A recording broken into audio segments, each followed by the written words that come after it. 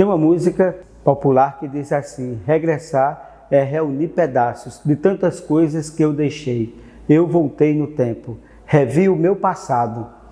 Aqui eu tenho em minhas mãos um tijolo.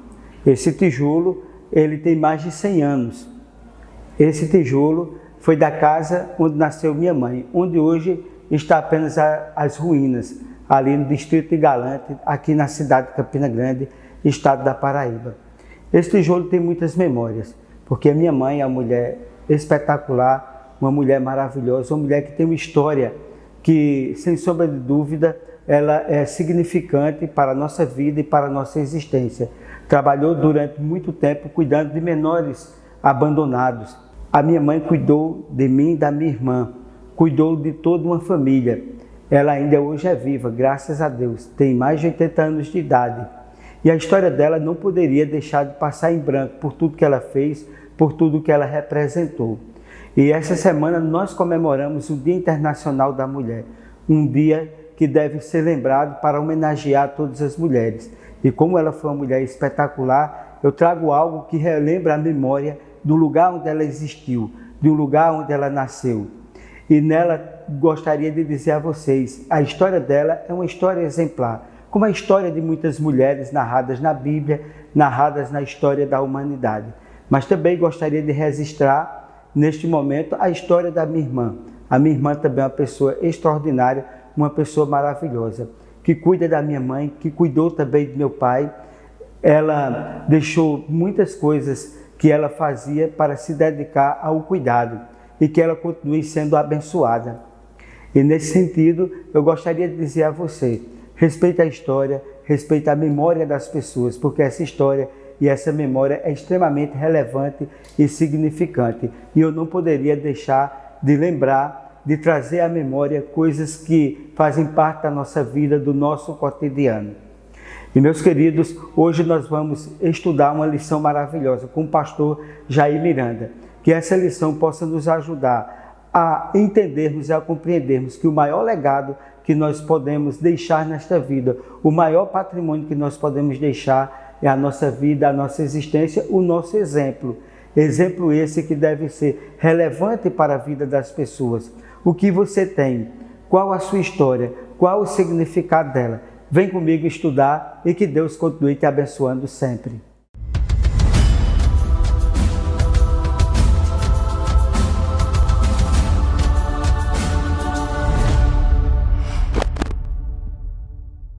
Feliz sábado, meu amigo, minha amiga. Mais uma vez, é uma grande alegria, uma grande satisfação estarmos juntos para mais uma recapitulação da lição. Deus abençoe tua casa, tua vida, tua família, teus sonhos, teus projetos e a tua vida.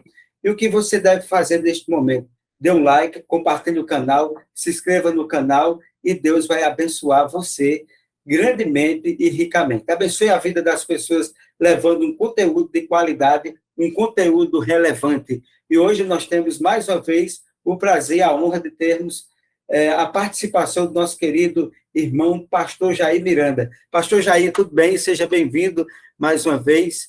Fizeram um concurso e disseram que o senhor é o pastor mais bonito de São Paulo. É verdade? Isso. Agora vou ficar orgulhoso, né? Brincadeira.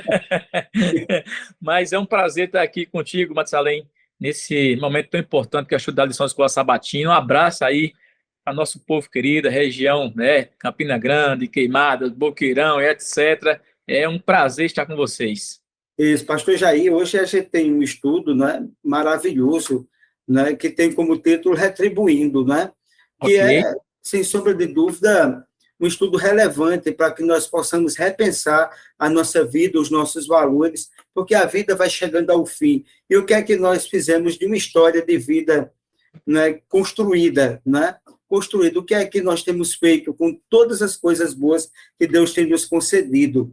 Em Apocalipse, capítulo 14, versículo 13, diz o texto aqui, né, o texto áureo da lição. Então ouvi uma voz do céu dizendo, escreva, bem-aventurados os mortos, que desde agora morrem no Senhor. Sim, diz o Espírito, para que descanse das suas fadigas, pois as suas obras o acompanham. Pastor, aqui é um texto com um tom de despedida, mas o que é que ele traz de bom na lição, né, que podemos dizer são os pontos mais importantes que nós iremos destacar na lição de hoje. A gente já começa com um texto poderoso, falando aí, bem-aventurados os mortos que descansam no Senhor, que morrem no Senhor, mas isso vai trazer uma referência muito forte no decorrer da lição, com relação ao final de nossas vidas, como a gente está vivendo para o final de nossas vidas, e como é que a gente vai morrer no Senhor, como é que vai estar a nossa mordomia, como é que vai estar nosso momento final da nossa vida, a gente morreu como? Como é que estava nosso coração? Ele estava apegado a essa terra, ao dinheiro que eu tenho na poupança, às casas que eu comprei, entendeu? O que é que está por trás de tudo isso aí? A gente vai estudar nessa lição um pouquinho quem são esses mortos que morreram no Senhor, como é que eles terminaram a sua existência, Matusalém? O primeiro tópico da lição, que é da parte do domingo, né, o rico e insensato. Em Lucas, capítulo 12, versículo 16 e 21, traz ali uma parábola importante. O campo de um homem rico produziu com abundância, e arrazoava consigo mesmo, dizendo: que farei, pois não tenho onde recolher os meus frutos? E disse: farei isto, destruirei os meus celeiros, reconstruí-eis e morareis, e aí recolherei todo o meu produto e todos os meus bens. Então direi à minha alma: tens em depósito muitos bens para muitos anos, descansa, come, bebe, regala-te. Mas Deus lhes disse: louco, esta noite te pedirão a tua alma, e o que tens preparado para quem será? Assim é o que entesoura para si mesmo e não é rico para com Deus. Achou que texto impressionante essa parábola. Qual é a mensagem relevante dessa parábola? Que repreensão o Senhor fez ao insensato e o que ele nos diz a respeito de como viver com que viver em relação com o que nós temos, com que Deus abençoou a nossa vida com o que nós temos. Deus dá uma repreensão aqui forte na parábola, né? Isso mesmo. E olha que quem faz o registro aqui é um registro lucano. É Lucas, o médico, e ele é muito minucioso, né, nos detalhes. Vemos a história de um homem que lucrou bastante, e ele tinha seus celeiros, e ele resolveu aumentar os celeiros para colocar mais alimento ainda. É como se alguém hoje começasse a investir, né, em várias formas, né, de investimentos modernos que temos hoje. A gente tem muita forma de investir, só que o investimento daquele homem tinha um fundo em si mesmo, que era ele. Ele disse assim, ó, eu vou colocar ali os alimentos, eu vou descansar em paz, né, na minha vida. E por trás disso aí, a gente encontra um coração egoísta. Não estou falando aqui que você não pode poupar, não possa investir, não possa guardar para o futuro, mas a gente encontra aí um toque de Deus para quem está encerrando a vida, quem está, quem sabe, se organizando para a aposentadoria, e agora que você trabalhou bastante, você guardou o teu dinheiro, como é que você vai viver esse final com esses recursos? O que é que eu vou fazer nos momentos finais, né, aí da minha vida, com aquilo que eu tenho? A gente encontra aqui, por exemplo, um princípio importante com relação a esse momento que a gente vê com relação a esse homem aí. Primeiro, é que, na medida do possível, à medida que a idade, né, vai avançando, a gente não pode deixar de ser produtivo. Igual aquele cara da parábola. Eu vou investir, eu vou trabalhar, vou deixar a minha casa cheia, né? A gente precisa ter isso aí. Mas, ao mesmo tempo, é que a gente precisa observar que temos que estar trabalhando, mas, ao mesmo tempo, vigiando como é que está a nossa vida. Se nossa vida não está com egoísmo, se a gente está apenas focando em nós mesmos. E a gente observa, por exemplo, casos na Bíblia de pessoas que, no final da vida, estavam em atividade. Por exemplo, a gente encontra Moisés, né? Com 80 anos de idade, ele está chamado para ir libertar o povo. A gente encontra, por exemplo, os autores do livro como Daniel e João, 80 anos de idade ali, né, na ativa. Ellen White, por exemplo, publicou um dos livros mais poderosos, né, que o Senhor entregou a ela, que é o Desejo das Nações, aos 50 anos de idade. Pessoas que estavam ativas mas ao mesmo tempo estavam com o coração aberto, que não Exato. viviam só para si. Eles tinham também o cuidado dos outros, sabia que a vida tem que ser vigiada, porque a gente não domina. Aquele homem, ele perdeu a vida, né? Você é louco, você vai perder sua vida e acabou tudo, né, Matusalém? É fantástico, né? Não levamos nada para o túmulo, né? O que é que a gente leva para o túmulo? Os faraós levavam tudo para o túmulo para não usufruir do nada, né? Tá aí, né? A gente tem o resultado aí. Fizeram há um ano e 2 anos atrás, um desfile com o sarcófago dos grandes faraós do Egito, né? Mas eles não levaram absolutamente nada, né? Todas as riquezas deles foram enterradas com ele. E Aham, Billy Graham disse: a brevidade, a vida é breve, né? E aham. alguns trechos da Bíblia ela fala sobre a brevidade terrena, como, por exemplo, o Salmo 49:17. Pois, em morrendo, nada levará consigo, a sua glória não o acompanhará. Tem outros textos aqui, mas o que nos ensina, esse texto que a gente leu especificamente de Salmo 49:17, a sua glória não o acompanhará. O que é que a gente pode entender desse contexto aqui, de uma vida que nós vivenciamos? Os faraós do Egito, já eles vivenciaram, foi enterrado com eles os bens, mas eles não voltaram, né, até o presente momento para desfrutar desses bens. Foram colocados até comidas também para eles, e tudo ali sepultado com ele. O que é que isso significa? Na realidade, Matusalém, a gente pode construir uma carreira importante aqui. Você pode estudar, conseguir seus títulos acadêmicos, você pode conquistar terras, recursos financeiros, carro. Isso não é pecado, você ter riquezas.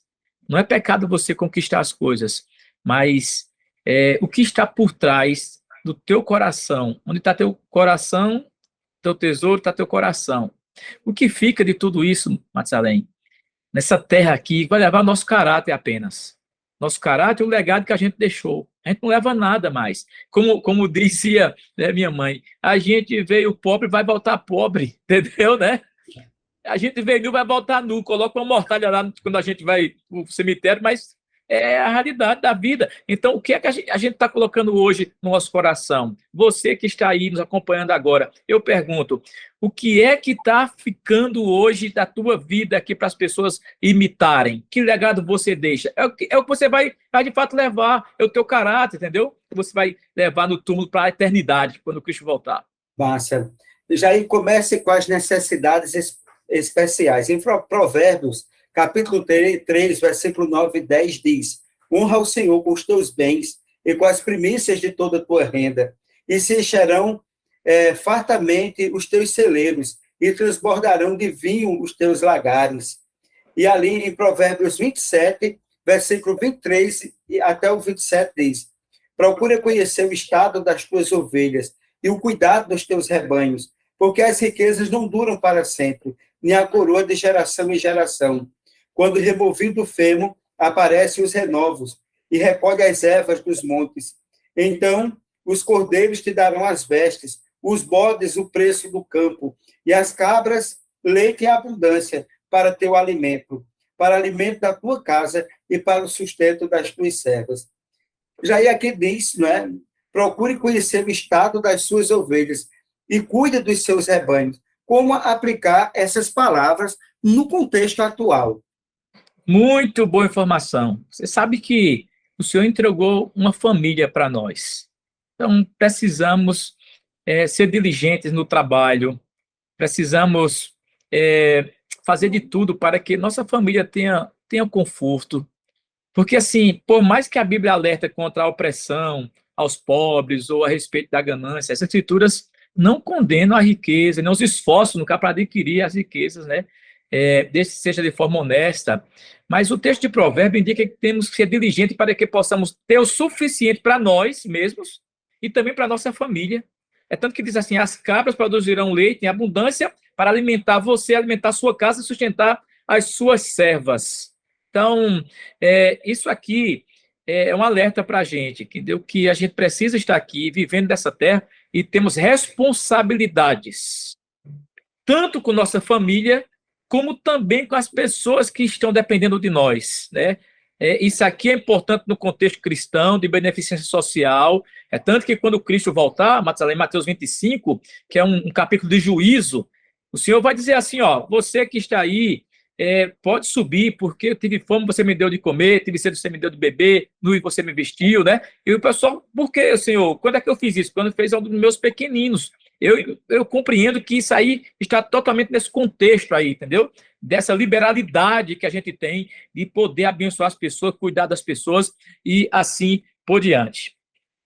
Muito bem. Jair, caridade no leito da morte, não é?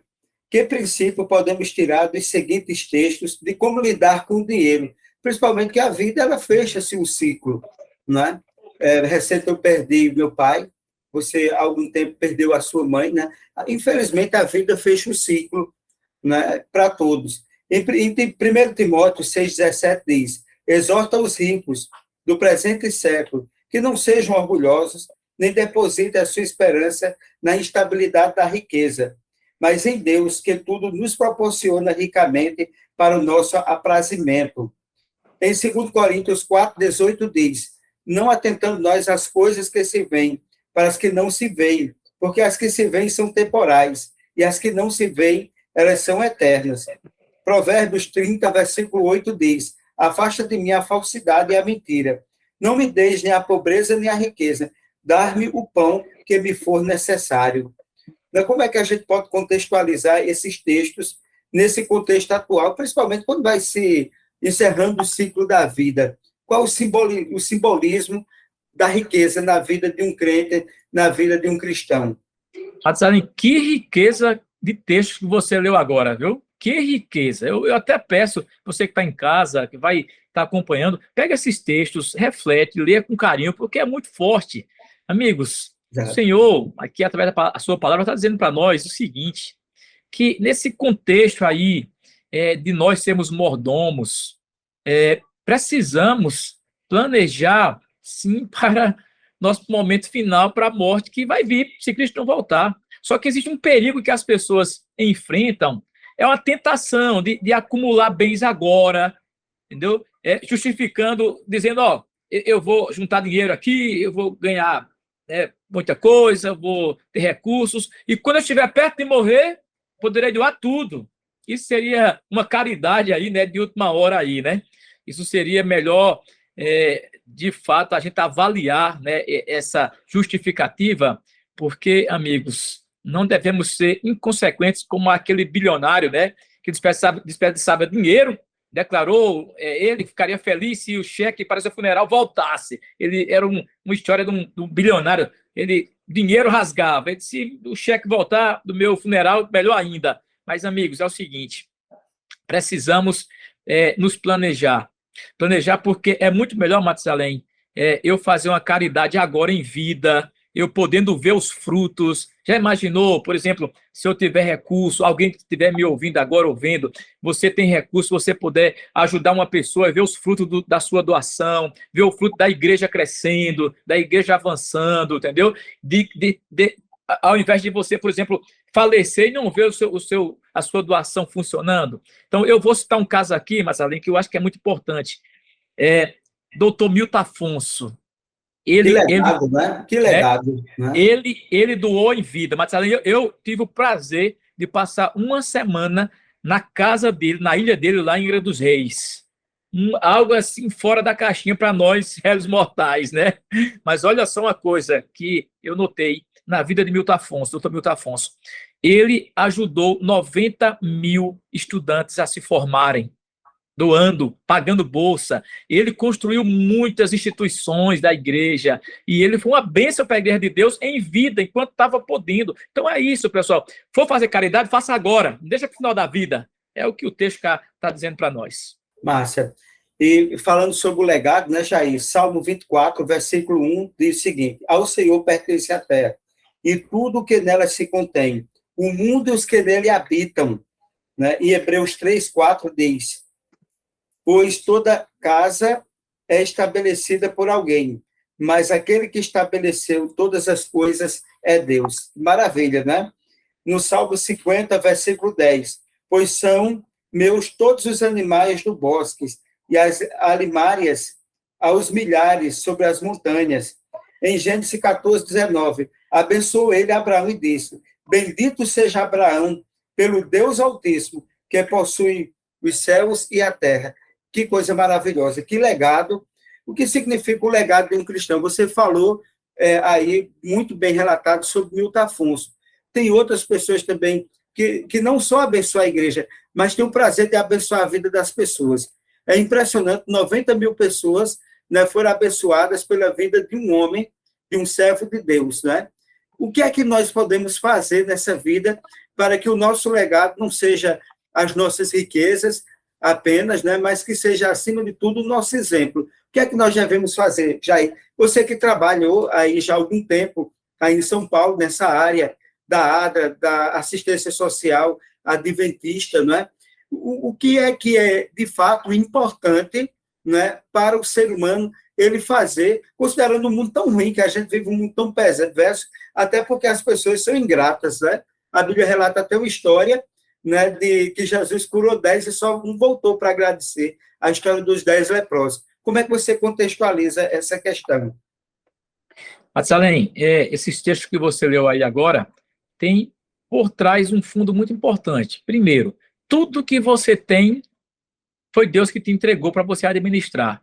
Você não tem pela força do teu braço, porque você é inteligente, o Senhor entregou para você ser o administrador. E o que é que Ele quer que você faça com isso que você recebeu dele? Que você seja um canal para abençoar outras pessoas, para que as pessoas possam ver em você a figura do próprio Deus. Esse é o grande legado que a gente deixa. Então, a gente tem que ter em mente que o Senhor é dono de tudo, Ele que nos dá a vida, nos dá a existência, dá força para obter as coisas. Então, é lógico que quando tivermos completado a tarefa que Deus nos deu, tivermos cuidado de nossa família, devemos devolver o restante também a Ele, a da obra de Deus. Você também está juntando para si tesouro no céu. Então, tudo que você ajuntar lá em cima está livre de desastre, de perda, de aumentar, por exemplo, algum problema, né, com relação às posses que você tem aqui nessa terra. Se você coloca para ajudar as pessoas na obra do Senhor, você vai ter para a eternidade. E eu queria só fazer um pequeno comentário com relação a isso aqui, que é o seguinte, muitas vezes a gente está tão assim à vontade na nossa vida, o tempo vai chegando, a gente não se prepara e de repente acontece um desastre, a gente não sabe quando vai nossos bens, Matsalem, a gente não sabe como é que vai ser alinhado, né, tudo que a gente recebeu, mas se a gente tiver um planejamento de vida, a gente já se organizar, não é que não vai morrer se a gente fizer isso, Matsalem, não vai morrer se a gente se planejar para um momento final, exatamente, né? Não vai morrer, pessoal, a gente tem medo da morte, né? Mas olha só, com que eu posso abençoar meus filhos, eu posso abençoar famílias carentes, estão precisando, uma instituição. Como é que eu vou abençoar a igreja também com o que o Senhor me entregou? Né? É o legado que a gente tem que deixar, né, com relação a tudo que Ele entregou para nós de graça. Ele nos deu força, talento, saúde, voz, né, a vida como um todo. Exatamente. Vai-se um homem, mas fica o seu exemplo. Martin Luther King, ele foi morto, né? Mas a maior herança que ele deixou foi o exemplo dele de luta por uma causa, né? Pela defesa dos negros, né? E os negros americanos que sofriam um preconceito muito forte, né? Então, a gente pode morrer, mas tem que ficar o nosso legado, o nosso exemplo. Já ir fechando essa lição, né? Se a gente puxar, tem muita coisa. Você citou o exemplo de Milton Afonso, testemunho de Milton Afonso. Qual outro exemplo que você poderia citar que é importante de uma vida dedicada a Deus e que deixa um legado, deixa coisas, né, concretas, coisas materiais e imateriais, né, que são, sem sombra de dúvida, importantes para perpetuar o nome daquela pessoa. A gente tem um legado aí de Ellen White, né, que nunca será esquecido na Igreja Adventista e na história do cristianismo. Ellen White, Tiago White, Zé Bates, né, e outro, Martinho Lutero, né, o legado de Martinho Lutero é gigantesco, né, Wesley também, um legado, Calvino também, né? E tantos outros. Qual o exemplo que você conheceu, além do de Milton Afonso, que você disse? Esse é o exemplo.